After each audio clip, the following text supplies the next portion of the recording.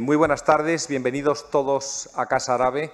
Sí, siempre es un placer presentar un libro que ha sido publicado hace poco. Lo es mucho más y es un grandísimo honor para nosotros hoy presentar la obra de uno de los grandes escritores, de una de las grandes plumas contemporáneas, como es Amin Maalouf. Y yo creo que es uno de también de los intelectuales más lúcidos de nuestros tiempos. Amin Maalouf nos ha honrado ya con su presencia en esta casa. Vous avez été déjà deux fois, c'est la troisième, ¿no? Au moins deux fois, oui. Por lo menos dice 3 veces, es la tercera vez que nos honra con su visita y esperamos que sean muchas más, que siga publicando y que venga por aquí a la que es su casa, Casa Árabe. Desde luego, nadie mejor, nunca mejor representada que por Amin Maalouf. Esperamos que nos honre con su presencia muchas veces más. No voy a entrar, no han venido a verme a mí, desde luego, y no voy a entrar en el contenido del libro, simplemente recomendárselo muchísimo. Es un libro de una lucidez, como decía, extraordinaria.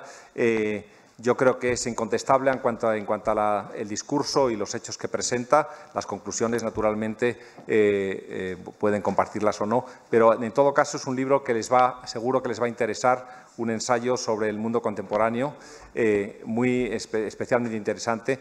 Les animo, pues, a comprar El naufragio de civilizaciones y, desde luego, les animo a leer la obra de Amin Maalouf porque toda ella es muy interesante, como saben ustedes, que seguro que han leído otras de sus obras. Sin más, cedo la palabra a Guillermo Altares, periodista a quien todos ustedes conocen. Guillermo, tienes la palabra. Hay cascos para aquellos, pour ceux qui ne parlent pas, qui ne comprennent pas l'espagnol, il y a des casquettes à l'extérieur que vous pouvez avoir parce qu'il y a des traductions simultanées. Hablan francés, hay cascos para los que no hablan francés porque hay una traducción simultánea. Hola, buenas tardes, buenas noches. Bueno, el formato será una entrevista, el diálogo tendrá lugar en francés porque es mucho más fácil que sea todo en un mismo idioma, y nada, haré una introducción rapidísima que no necesita porque ustedes han venido a escuchar a Amin Maalouf. Yo creo que casi todos los que están aquí o conocen sus ensayos o conocen sus novelas o conocen las dos cosas. Yo lo descubrí hace muchísimos años por un librero en la librería Antonio Machado que me dijo: llévate este libro que se llama Samarcanda, y desde entonces creo que he leído todos los libros de Maalouf que han pasado por mis manos: León el africano, Las cruzadas vistas por los árabes, Identidades asesinas o la misma Samarcanda. Este libro que presentamos hoy, El naufragio de las civilizaciones, publicado en Alianza Editorial, es una maravilla. No, realmente hay veces en que uno se pregunta si es un ensayo o es en realidad el ensayo de un gran narrador, porque tiene, por ejemplo, unas descripciones sobre las que le preguntaré del mundo árabe en los años 50 y 60, de un mundo ya desaparecido, absolutamente emocionante. Y nada, después de la conversación firmará ejemplares, no los firmará en esta sala, sino... ¿Dónde es? ¿En la sala de al lado? Es en la sala... Perdón. Aquí hay 2 salas de exposiciones, en la más lejana, digamos, a esta. Sí, para que pueda estar en una mesa es más cómodo que estar aquí, y firmará todo lo que haga falta, pero de verdad les recomiendo que lo lean y que les lleve a los anteriores libros de Amin Maalouf. C'est un plaisir de vous avoir ici ce soir Es un placer recibirle aquí en Madrid, y mi primera pregunta es saber, su libro no es demasiado pesimista. Muchas gracias por estar aquí, por su acogida. Siempre es un placer estar en Casa Árabe. Y creo que la palabra casa se utiliza bien, de manera adecuada, porque para mí, de verdad, Casa Árabe es mi casa cuando vengo a Madrid. Vengo aquí, no sé si son 3 o 4 veces ya, pero recuerdo haber venido aquí varias veces, y siempre son visitas cálidas, calurosas, y siempre tengo un muy buen recuerdo de ellas. ¿Es este libro pesimista? Yo no lo creo.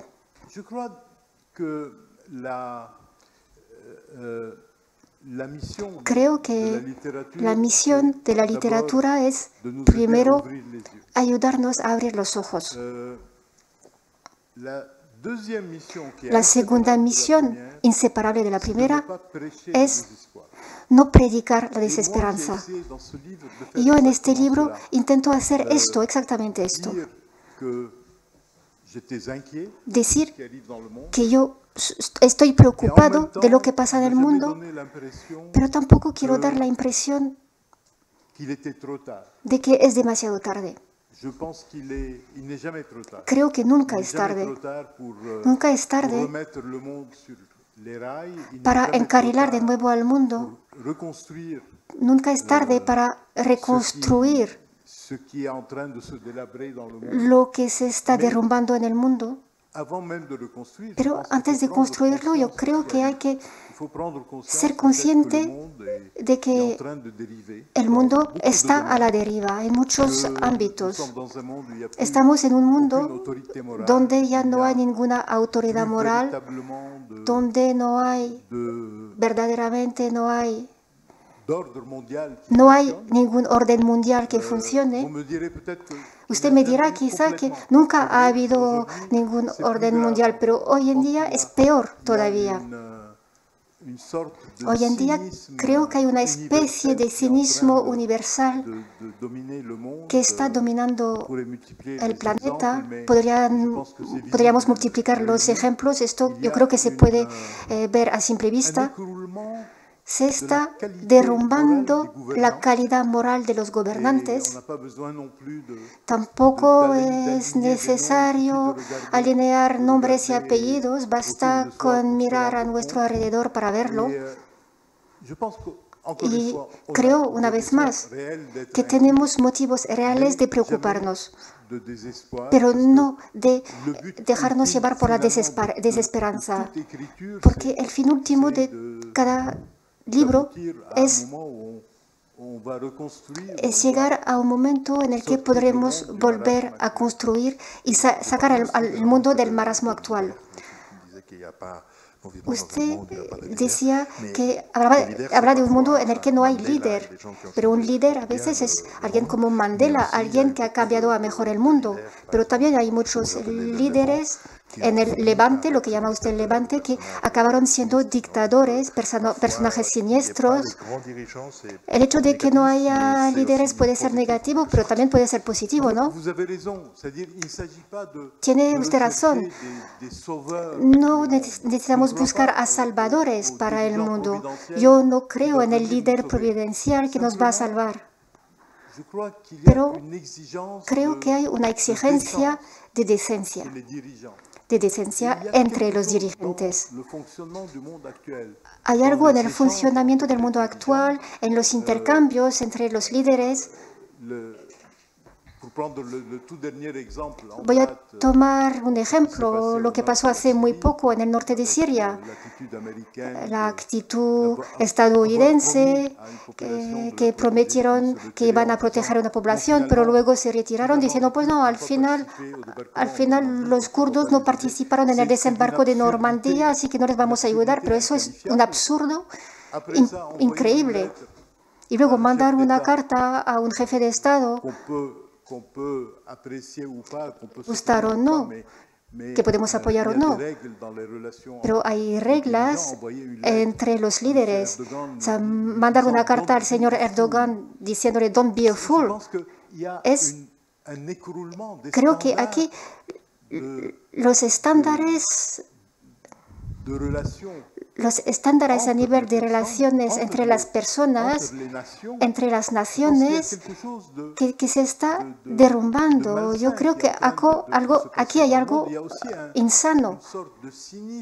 Hay una especie de cinismo cuando el líder de una nación que durante mucho tiempo dijo que eran los defensores de los derechos humanos, de la democracia en el mundo, y que luego presenta abiertamente argumentos diciendo no vamos a intervenir ahí porque nos cuesta demasiado, son cosas son cosas que no se pueden aceptar en un mundo donde tiene que reinar un mínimo de respeto, de valores. Antes de seguir con el pesimismo, quisiera volver atrás. Hay una parte maravillosa en su libro en el que habla de un Cairo que ya no existe. Y me gustaría que usted me resumiera este Cairo y ¿no sabe usted si su padre conoció a Cavafis? Cavafis, para mucha gente, está considerado como el mayor poeta griego moderno. Nació en Alejandría, murió en Alejandría. Mi padre no lo conoció, pero mi abuelo estuvo en los mismos edificios que él, así que en mis sueños imagino que pudo coincidir con él. Cavafis siempre estuvo escribiendo poemas en su casa, pero en su despacho trabajaba en la irrigación, en proyectos de irrigación. Y como mi abuelo era un empresario que trabajaba en proyectos de irrigación, me imagino que un día, pues a lo mejor coincidió con Cavafis y hablaron juntos de un proyecto, de algún proyecto. Pero bueno, esto está en mis sueños. No tengo ningún rastro real de esto. ¿Nos puede explicar el origen de la canción My Way? Porque en My Way pensamos en Frank Sinatra, pero en realidad My Way tiene que ver con un Egipto multicultural donde se mezclaban los pueblos y la gente, un Egipto que ya no existe. Es verdad que My Way es la traducción de una canción de Claude François. Claude François nació en Ismailia, en Egipto, al igual que muchos cantantes de su generación, Guy Béart, Georges Moustaki, Dalida y muchos otros. Fueron muchísimos estos cantantes en los años 50, 60 e incluso 70. Esta canción es una canción de Claude François que se tradujo al inglés, Paul Anka, Paul Anka, que es un letrista de origen sirio-libanés, que tuvo una carrera fantástica. Yo cuando era adolescente ya escuchaba las canciones de Paul Anka. Sigue escribiendo canciones y hay canciones maravillosas que escribió. Busque una antología de canciones de Paul Anka, cosas maravillosas. Bueno, todo el mundo no es tan mayor como yo, pero yo creo que esto evoca épocas maravillosas del pasado. Entonces, My Way. My Way es una canción emblemática de Sinatra, hijo de inmigrantes italianos. Y esta canción lleva en sí misma toda la diversidad del Mediterráneo oriental. Este Mediterráneo oriental que a mí me gusta llamar Levante. En este libro hablo del Levante. Me gusta esta palabra, muy evocadora. ¿Y por qué utiliza la palabra Levante? ¿Y qué es Levante? ¿Se refiere a algún país, a algunos países, a algunos pueblos? Me gusta la palabra Levante porque no me gustan las expresiones de Próximo Oriente, Medio Oriente. Y recuerdo una historia que me contaron hace mucho. En la India había una figura muy conocida que era Chris Lamello. Fue una persona muy cercana a Nehru y creo que fue el primer representante de la India en Naciones Unidas. Y un día en una sesión en la que se hablaba de Corea en el Consejo de Seguridad.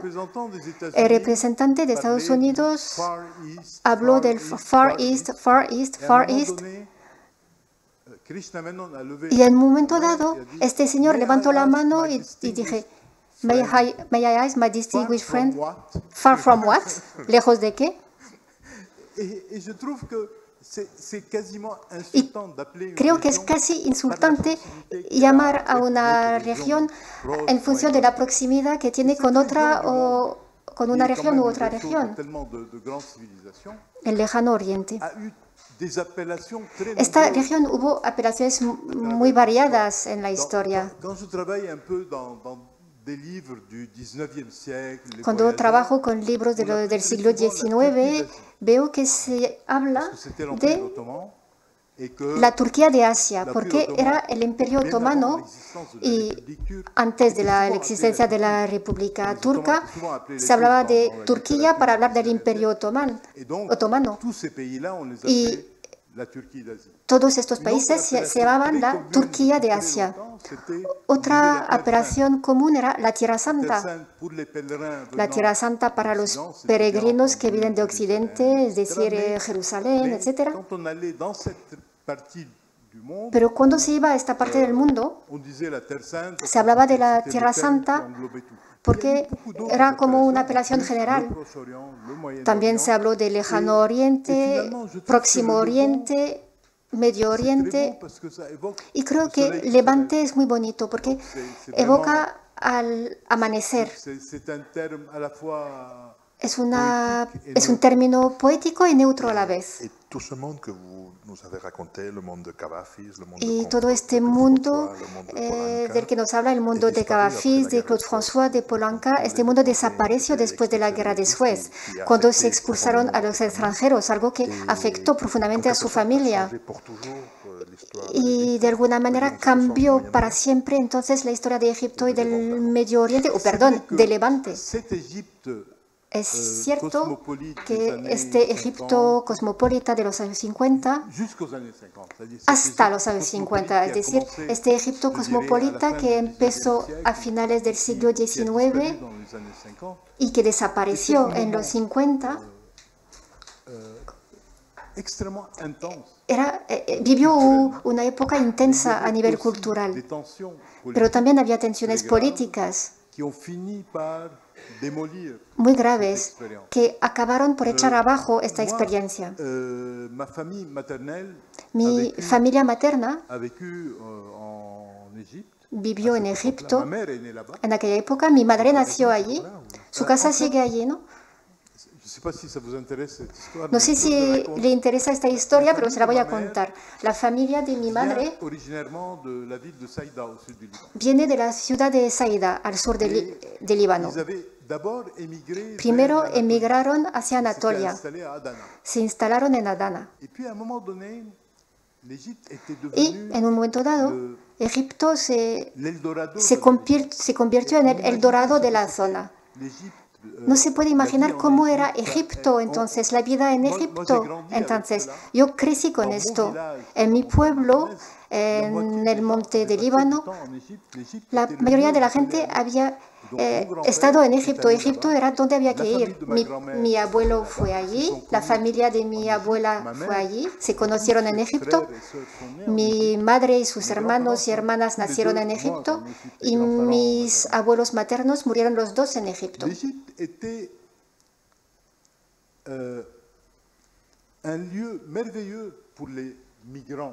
Egipto era un lugar maravilloso para los inmigrantes, porque no solo los inmigrantes iban a ganar dinero, pero se mezclaban con la vida cultural del país. Los grandes periódicos de Egipto, Al-Haram y otros, habían sido fundados por inmigrantes libaneses. Grandes revistas, grandes autores muy conocidos eran de origen libanés. Hablamos de Cavafis para la lengua griega, porque había una gran comunidad griega, pero para la lengua árabe también había un gran movimiento cultural que se desarrolló en Egipto.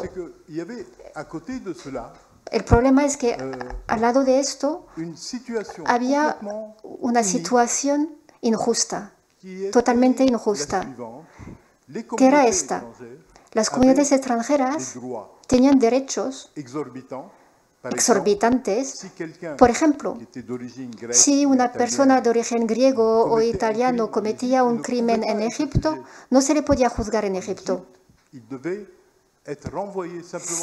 Le debían enviar a su país de origen y allí en su país le juzgaban o no.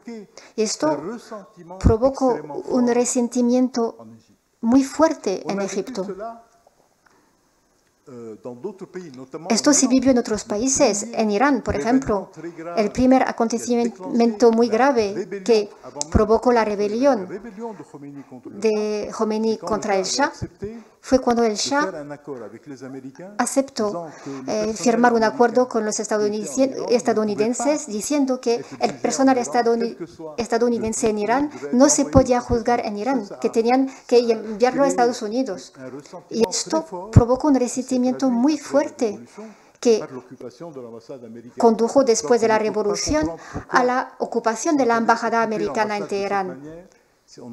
No se puede entender por qué ocuparon la embajada si no sabemos cuál era la inmunidad de los americanos antes de la revolución. En Egipto había algo similar.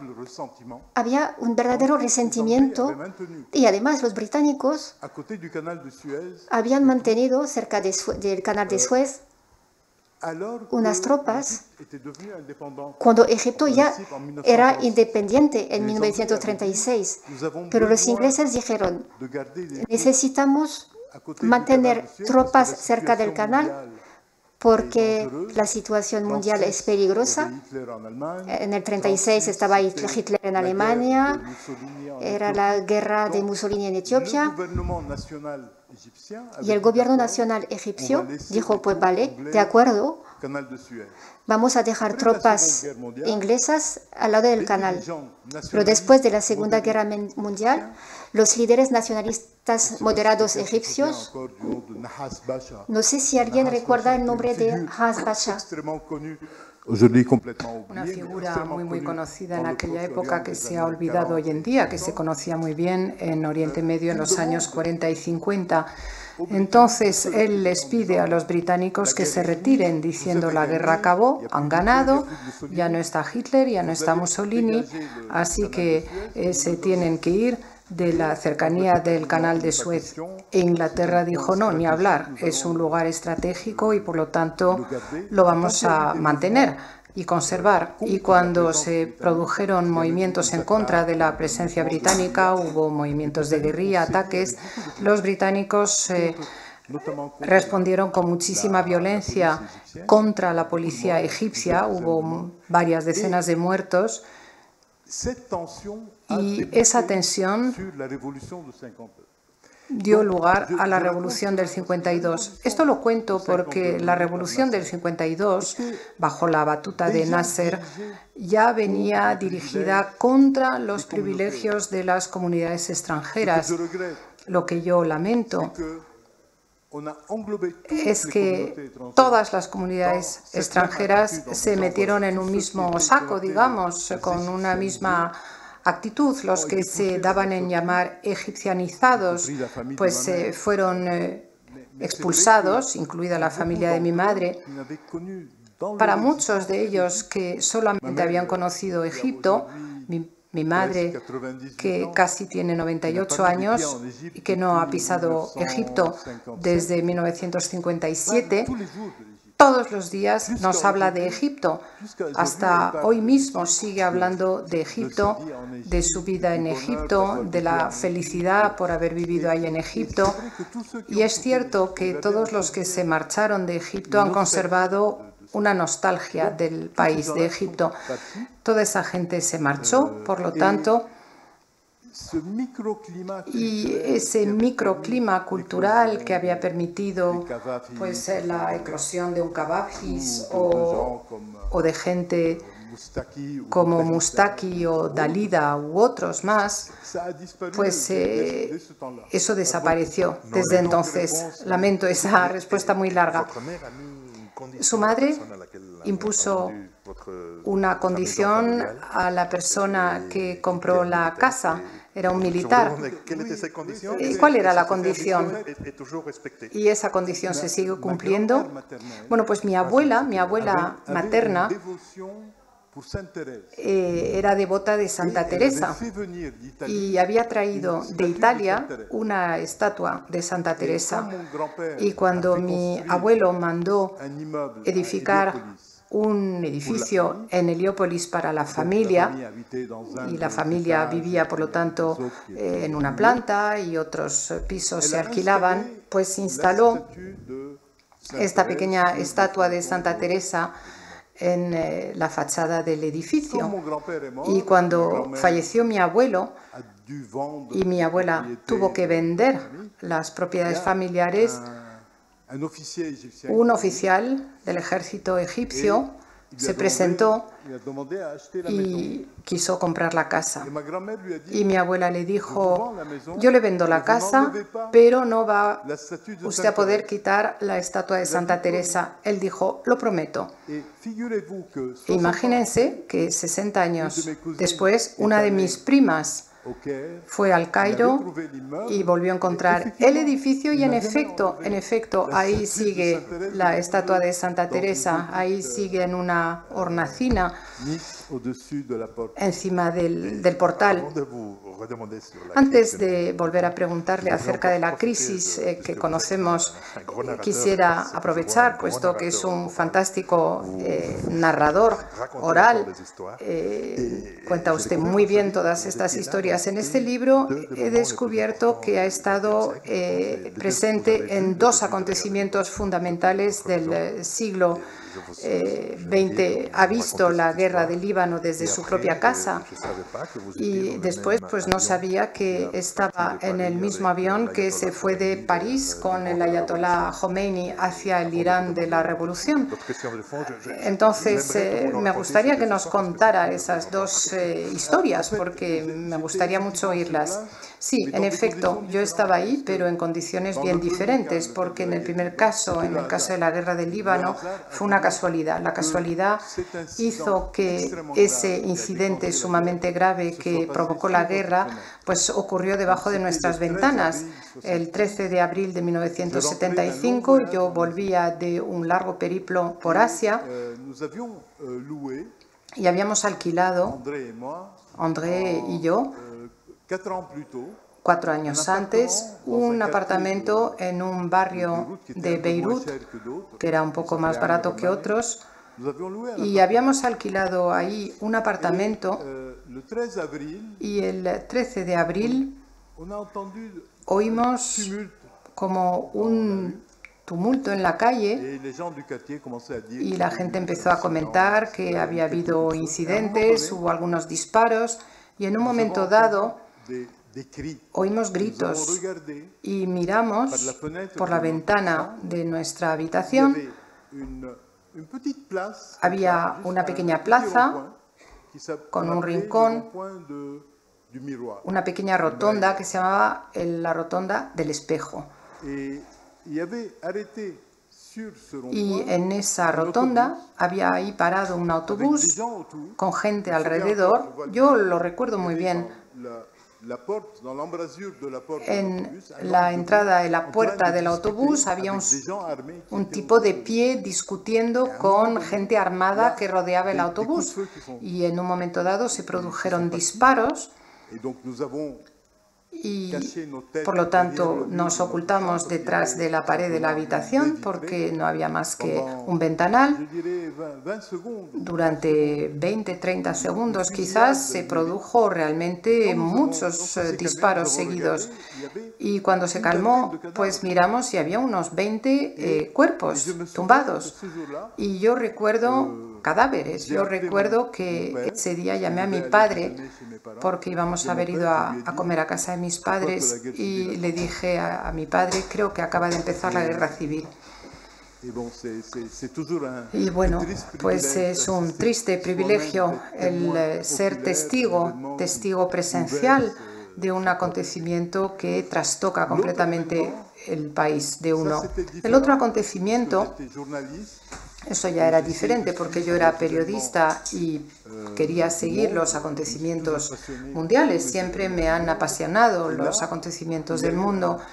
Y ahí se dio una situación muy especial porque había un levantamiento en Irán, una sublevación con un jefe religioso que no era nada conocido en aquella época, Khomeini.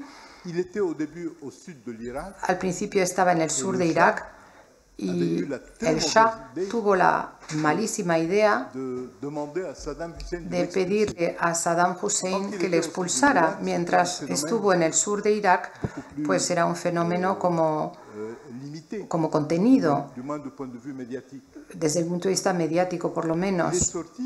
Y salió de ahí y fue acogido en Francia y eso le dio muchísima repercusión al movimiento. Se instaló en un lugar cerca de París llamado Neuf-le-Château, y al ser periodista en aquella época, pues más de una vez pues fui ahí para entrevistarle. Y tengo un recuerdo muy vivo de aquella entrevista. Ahí mismo había un joven religioso libanés, Moussaoui, que le acompañaba y que fue nuestro intérprete, porque Khomeini entiende el árabe clásico, pero no para una conversación. Es como los sacerdotes que conocen el latín, pero que no podrían conversar en latín. Yo hacía mis preguntas en árabe, él contestaba en persa y el joven religioso interpretaba. En un momento dado, empecé a hablar con la gente que le rodeaba, Ibrahim Yazdi, entre otros, que después se convirtió en el primer ministro de Asuntos Exteriores de Irán después de la revolución. Era un tipo muy brillante y en un momento dado me llamó a casa y me dijo: Air France nos ha fletado un avión para poder ir a Teherán. Fue el 1 de febrero de 1979. ¿Quiere venir con nosotros? Y yo dije, sí, sí, claro. ¿Qué periodista iba a rechazar un viaje histórico como ese? Y efectivamente ese día, sobre las 12 de la noche, despegamos unos 150 periodistas de todos los países del mundo. Y el recuerdo que conservo de ese vuelo es que en un momento dado era de noche, yo no sé qué hora era, pero la hora cambia, claro, según el uso horario, pero en cualquier caso era de noche.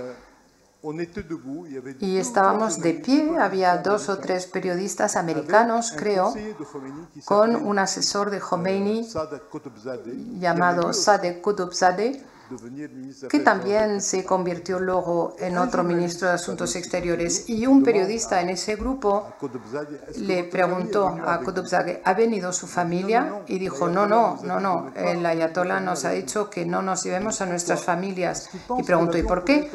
Y él dijo, pues porque cree que el avión podría ser derribado. Y la verdad es que a uno no le hace mucha gracia oír eso a 30.000 pies de altura. Y yo vi la gente alrededor que se ponía pálida y fui diciendo, ¿de verdad? ¿De verdad? Pues sí, por lo menos un 30% de probabilidad de que se derriba este avión en el que vamos. La verdad es que se me había pasado por la imaginación, pero claro, cuando uno lo oye mencionar, pues es un poco preocupante. Y empecé a pensar, bueno, pues si se derriba este avión, será derribado en la frontera entre Irán e Irak. Y así, durante 20 años, cada país se acusará al otro y nunca se sabrá la verdad. Y tuvo una reacción absurda, estúpida. Cuando nos fuimos acercando a la frontera entre Irak e Irán, yo fui a mi lugar y me dormí. Luego me desperté ya sobrevolando Teherán cuando ya había pasado el riesgo. Todo esto fue en el año 1979, al que usted concede muchísima importancia en el libro. ¿Nos puede explicar por qué? ¿Por qué 1979 fue un año crucial para Levante? Yo creo que no solamente para el Levante. Como lo he dicho antes, yo sigo la actualidad con pasión desde hace muchísimo tiempo. Mi padre era periodista, él también era un apasionado de los acontecimientos geopolíticos, y yo creo que desde los 7, 8, 9 años siempre estoy oyendo la radio, leyendo la prensa, y siempre he mantenido esta pasión. Me apasionan los acontecimientos mundiales y observo el mundo constantemente.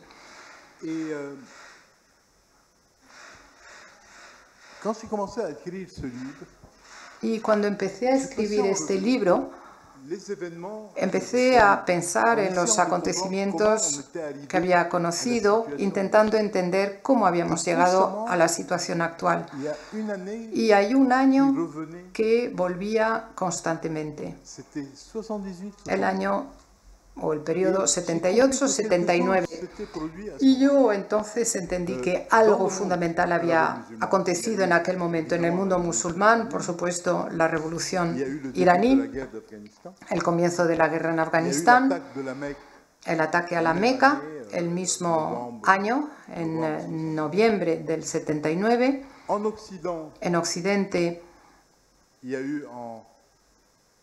en mayo 79 llegó la señora Thatcher al poder, y es un acontecimiento de importancia capital porque hay algo nuevo que surge en la forma de gobernar, inaugurado por la señora Thatcher y retomado por Reagan en Estados Unidos, y luego se fue extendiendo y se fue convirtiendo en la norma de gobierno en muchísimos países.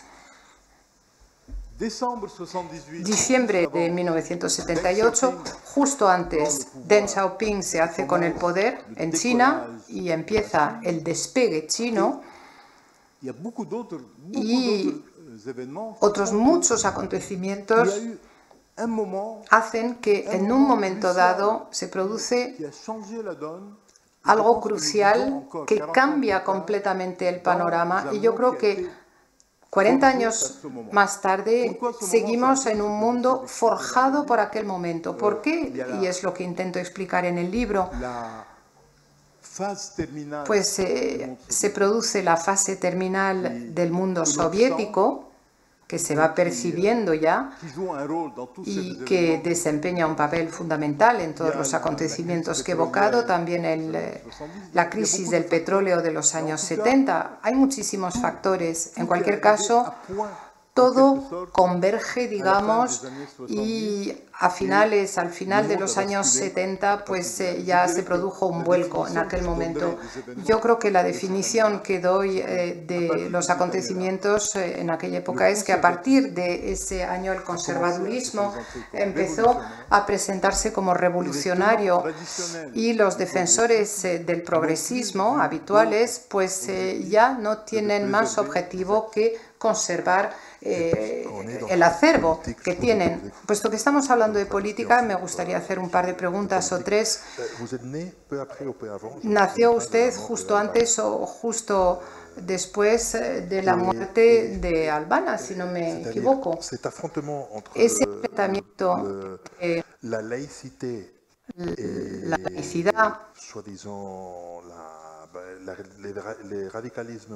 y el radicalismo religioso es algo que sigue siendo un gran flagelo para el Levante y que se ha contagiado al resto del mundo.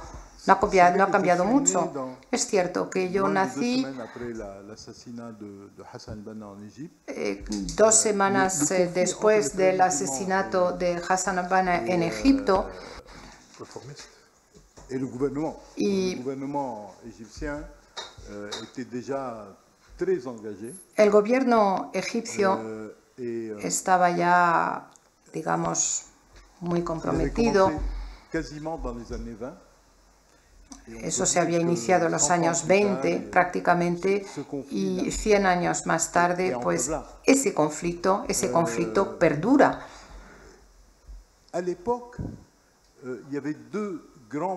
En aquella época había dos grandes movimientos en Egipto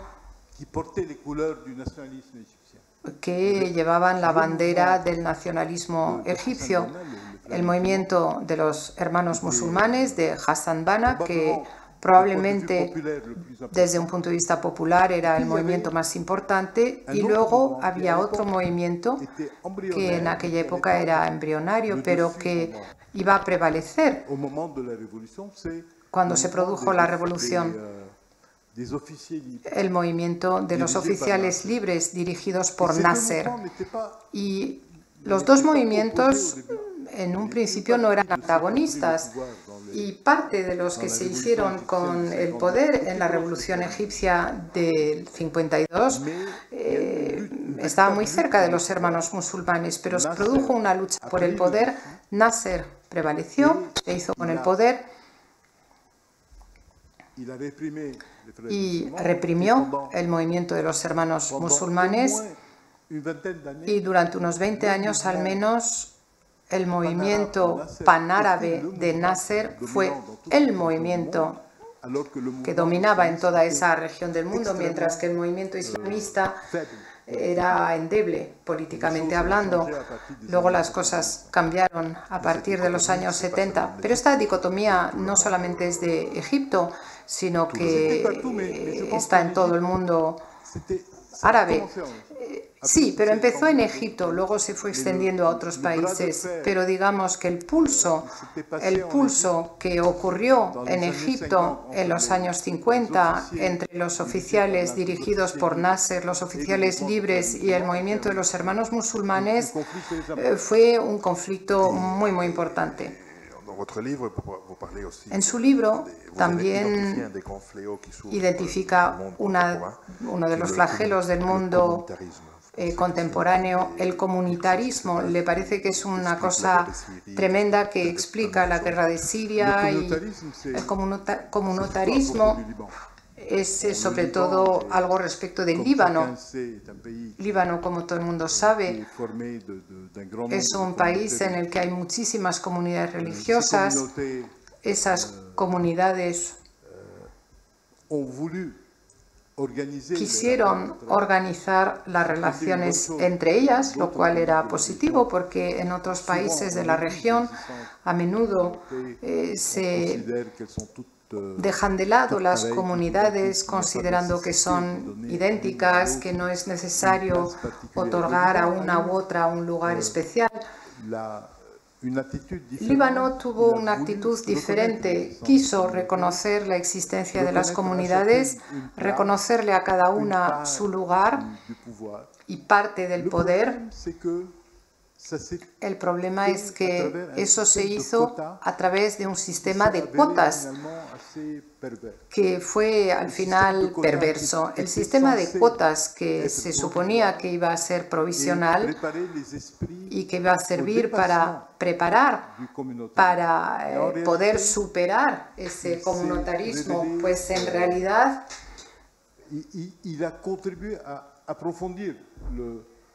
esto contribuyó a anclar aún más este comunitarismo y dándole un lugar fundamental, y eso en detrimento de una pertenencia a la nación en su conjunto.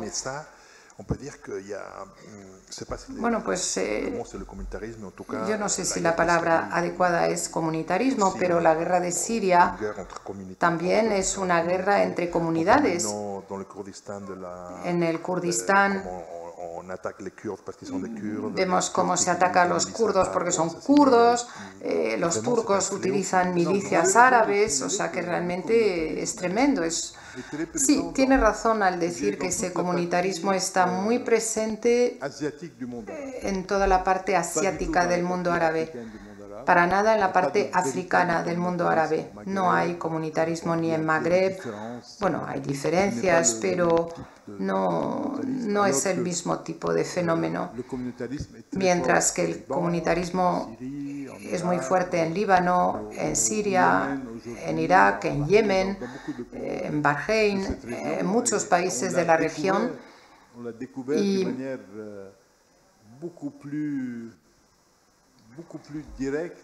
Y se ha visto de forma mucho más directa después de la guerra de Irak, que de alguna manera puso de manifiesto esos conflictos entre varias comunidades, los sunitas y los chiitas, por ejemplo, pero el Líbano sigue siendo el país por antonomasia del comunitarismo. Y habla de una gran tristeza, de hecho utiliza esa expresión que se encuentra en todo el libro, ese mundo diverso que ha desaparecido, que ahora está buscando ser homogéneo, que no sabe vivir con las diferencias. Yo creo que esa región, mi región natal, tenía todo para poder ser un lugar de desarrollo, un polo de desarrollo para el mundo entero, con recursos humanos, recursos materiales, una profundidad histórica, y el hecho de que esa región no haya logrado desempeñar ese papel, pues es una causa de gran tristeza, desde luego para mí y para todos los que amamos esta región. ¿Y le parece que eso ha llegado a Francia también, su patria de adopción, ese comunitarismo, esa dificultad para aceptar la diferencia? Es cierto que hoy en día en Francia se habla también de este comunitarismo, pero no es el mismo fenómeno. Lo que ocurre en Francia y que es preocupante es que a menudo en las escuelas, por ejemplo, vemos cómo los alumnos se agrupan en función de su origen, se van formando clanes,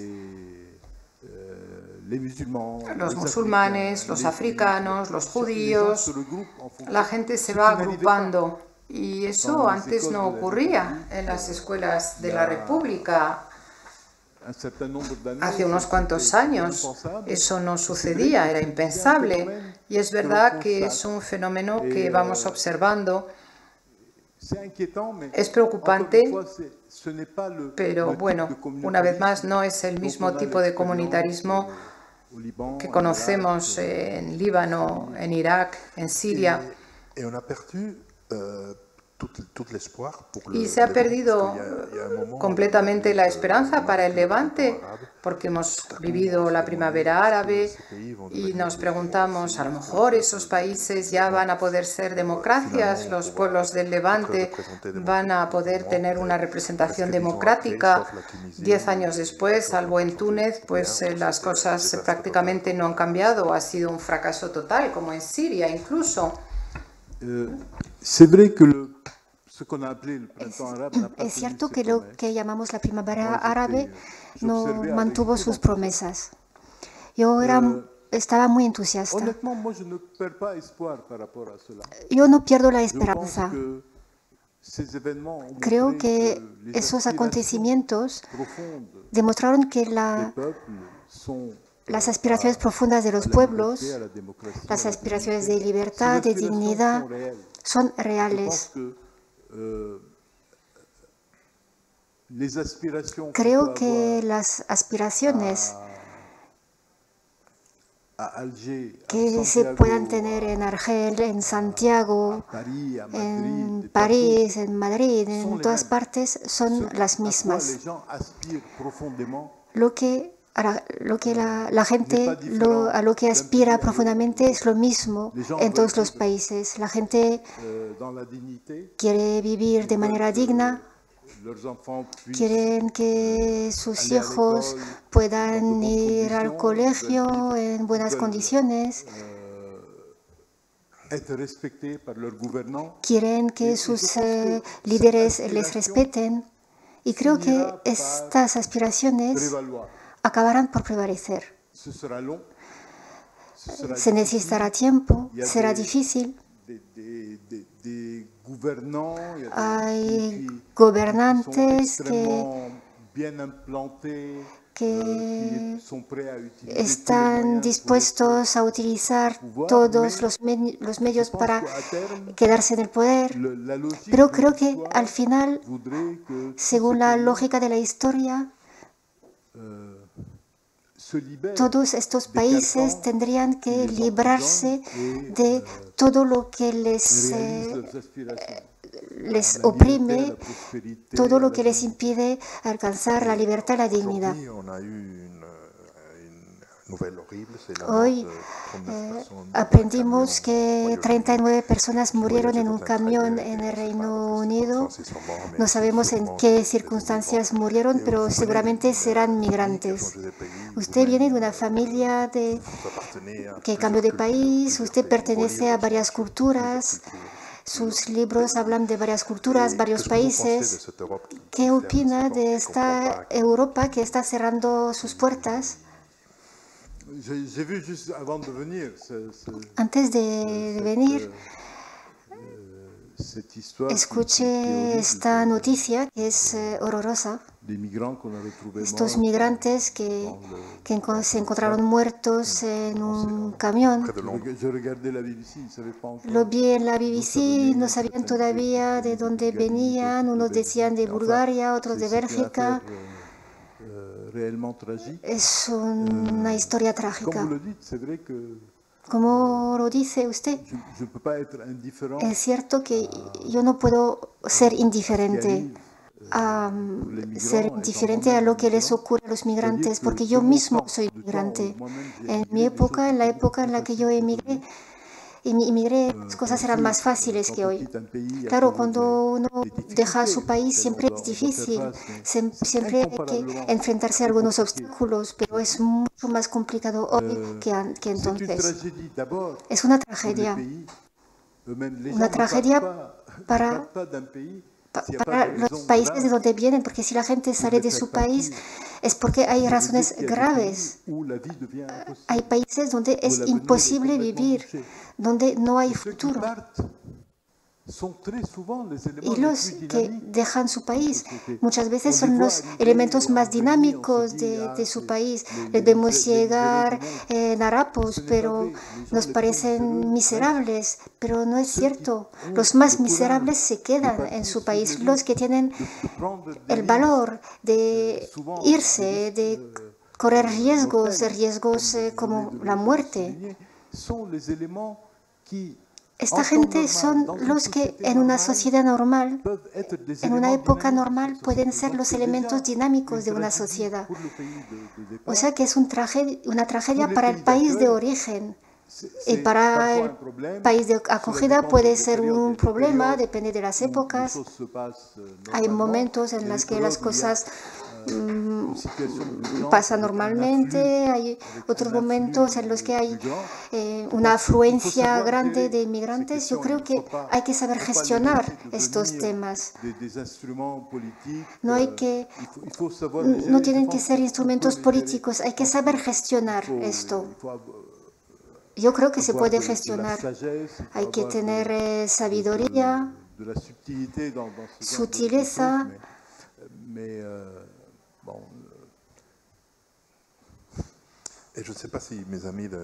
No sé si mis amigos de Alianza Editorial me van a corregir, pero creo que su libro más conocido en España es Las cruzadas vistas por los árabes. Y quisiera saber si usted cree que nos falta mirar las cosas del otro lado. Yo siempre quise ver las cosas que ocurren en el mundo desde varios puntos de vista. Eso procede de mi infancia. Hay muchas cosas de las que hablamos hoy que proceden de mi niñez. Mi padre dirigía un periódico en Beirut y los directores de periódicos solían mandar su periódico a los compañeros y mi padre recibía todos los periódicos y mandaba su periódico a todos sus compañeros directores de periódicos. Así que todas las mañanas teníamos unos 12 periódicos entre manos y yo recuerdo que una vez le pedí a mi padre, le pregunté a mi padre, es que vi una noticia presentada de una manera totalmente distinta en dos periódicos. Entonces le dije a mi padre, pero ¿quién dice la verdad y quién miente? Entonces mi padre me dice, no hay que esperar ver la verdad en un periódico. Lo que hay que hacer es leer todos los periódicos y a partir de allí se tiene cierto enfoque de la verdad. Y creo que esto es verdad. Creo que si buscamos la verdad solo en una fuente, está seguro de que nos vamos a equivocar. La única actitud posible es tener puntos de vista distintos y a partir de ahí se puede acercar a la verdad. Y mi libro se inspira de alguna manera en esta actitud. Este libro se llama Las cruzadas vistas por los árabes. No es la verdadera historia de las cruzadas, porque no hay una verdadera historia de las cruzadas. Porque creo que es importante ver los acontecimientos desde varios puntos de vista. Es la única manera de relativizar y acercarse a la verdad. Las cruzadas constituyen un acontecimiento emblemático en las relaciones entre Occidente y el mundo árabe y musulmán.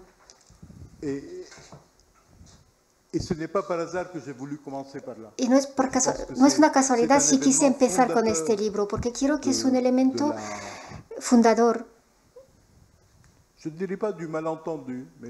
no de la incomprensión, pero de la dificultad de comunicar entre estos dos mundos.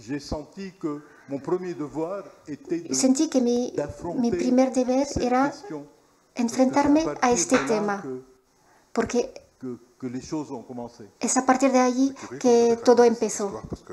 Es extraño que usted haya hablado de esta historia, porque en este libro habla de George Orwell. Y Orwell dice, lean esta historia, pero ahora no se la crean. Yo he visto esta historia, usted tiene que buscar otras maneras de ver. ¿Cree usted que Orwell habla de esto y habla de... A mí me gusta mucho Orwell. 1984 no es mi libro favorito. Me gusta mucho eso de homenaje a Cataluña. Me gusta mucho, sí, lo que es su obra maestra, que es La granja de los animales. Creo que es una obra fantástica.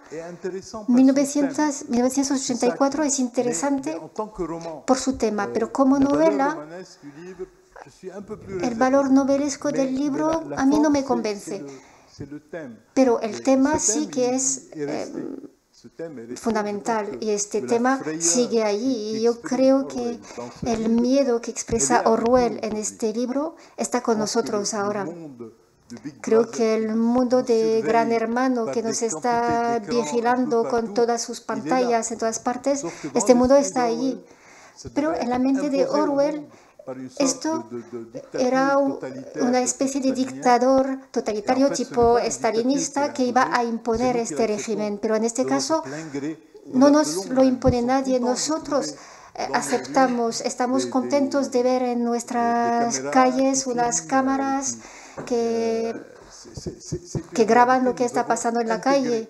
Es una realidad, esto lo hemos integrado esta necesidad de protección. Vamos al aeropuerto, nos cachean, tenemos que quitarnos los zapatos, tenemos que quitarnos los cinturones y nadie protesta, no protestamos porque todo esto lo tenemos totalmente integrado. Esto para nosotros es algo que forma parte de nuestra vida, lo aceptamos.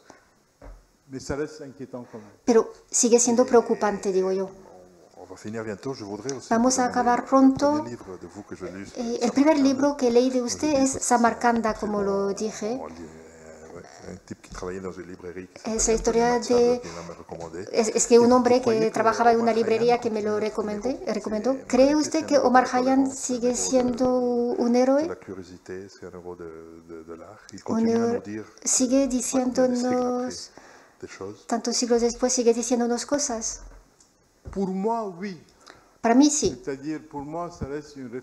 Sigue siendo una referencia. sigue siendo un referente. ¿Es un referente que la gente evoca espontáneamente? No lo creo. Creo que está un poco olvidado en Oriente.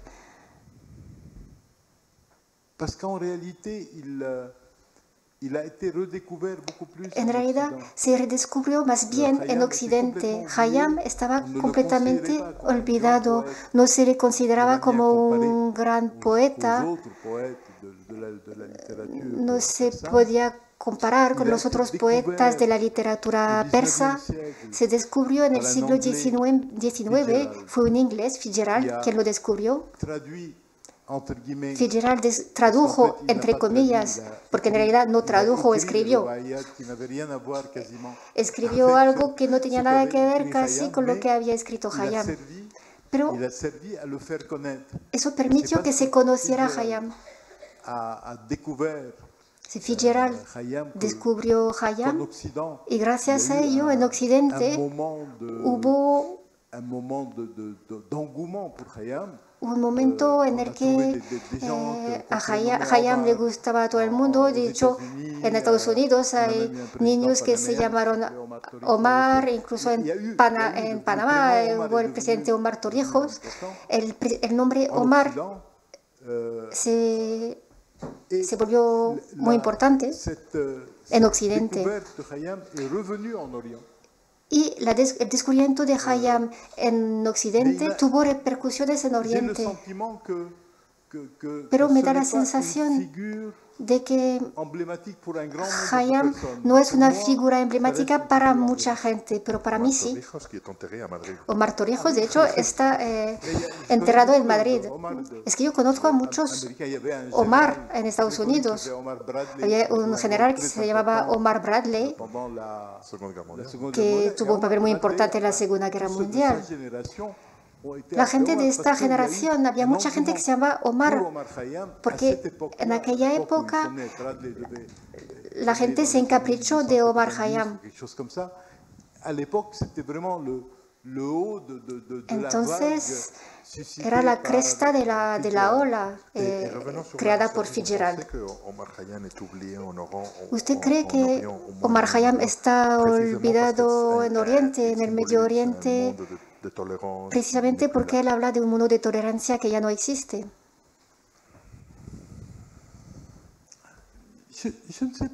No lo sé. No lo sé. Creo que las aspiraciones de Khayyam siguen presentes en las sociedades. Aunque no le veneren hoy tanto como a mí me gustaría, pero sus aspiraciones siguen presentes en las sociedades donde él vivió. Un monde où on glorifie la vie. Definía un mundo en el que se glorifica la vida. Un mundo en el que se exalta el amor y también un poco el vino. Es un mundo que no puede desaparecer completamente. En Líbano sigue presente este mundo.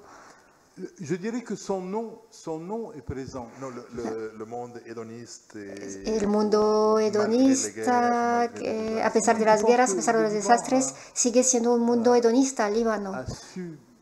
Yo creo que el Líbano, incluso en los periodos más difíciles, Líbano supo conservar cierta alegría de vida, cierto apego a la vida.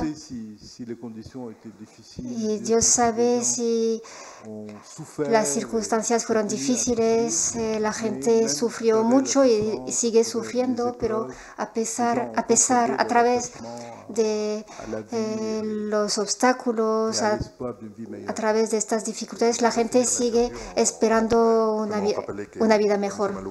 Quería terminar diciendo que el señor Malouf va a firmar libros cuando salgamos.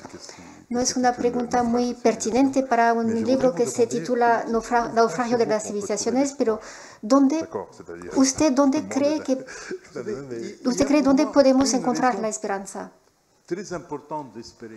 Para mí hay un motivo muy importante para esperar. es el siguiente. Antaño, en periodos pasados, había muchos problemas y cuando había problemas no se sabían resolver porque no se tenía el saber suficiente, el conocimiento suficiente. Pero hoy en día tenemos una ventaja. En teoría podríamos resolver todos los problemas, tenemos los medios para hacerlo, con los progresos científicos, los progresos económicos. Tenemos los medios para resolver todos los problemas, resolver los problemas, el problema de la pobreza,